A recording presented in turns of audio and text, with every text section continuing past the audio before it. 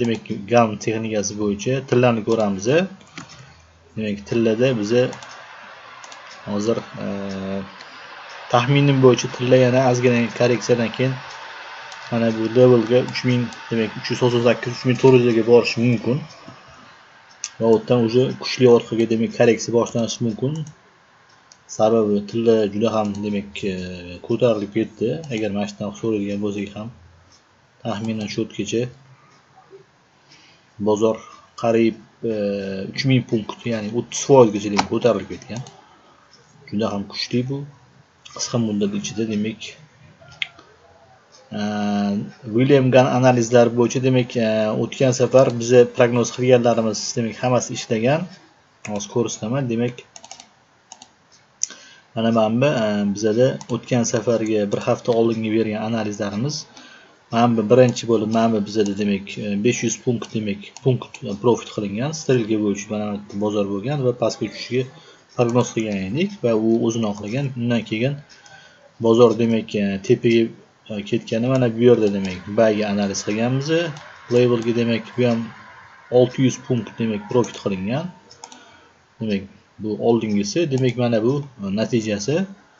Уже mana supportdan ham o'tib ketgan. Demak bu esa prognoz. Mana bu esa demak Elliot to'lqinlari bo'yicha kecha YouTube kanalida prognoz qilganim. 3 burchak duvdim men. 3 burchakdan agar yer to'lqindan bozor demak maksimum bizadigan bo'lsa, bozor tepaga ketishini taxmin qilgan edim va shunaqa bo'ldi va biz ikkita bay ochganmiz. Demak bozor почти 1000 punkt tepaga chiqib ketdi. Demak Elliot va Gann sistemalari bozorlarda долгосрочный va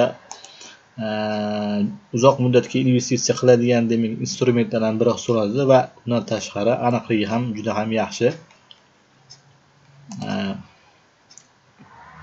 Demak D1 ni ko'ramiz. Agar D1 da hozir qanaqa holat bo'lyapti? Demak 1 soatlik time frame edi. D1 da bizada agar qaraydigan bo'lsak, kechagi holat bo'yicha mana уже support zona kelib qolibdi уже. Bu yerdan demak reaksiya berish mumkin. Qanaqadir reaksiya berib turib, agar demak shamimiz agar bugun mashti zakrepleniya bo'ladigan bo'lsa va keyingi shamimiz ham zakrepleniya bo'ladigan bo'lsa, u holda уже orqaga korreksiyadan keyin bozor yana tepaga ketib, o'sha demak mana bu level 3400 ga borishi demak mumkin. Kuzatishda davom etamiz. Demak bu D1 grafiki va yana bir ahamiyat berishingizni iltimos qilamiz. Mana bu yerda mana razворотga reversal zonaga demak qanaqa kuchli demak bozor tepaga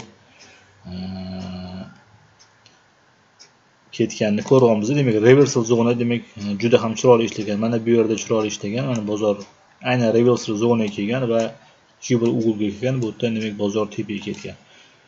Demak aniq geometrический расчет bilan analiz qilinsa, demak veriyatность yaxshiroq chiqishi mumkin. Shu qisqacha video olishga qaror qildim.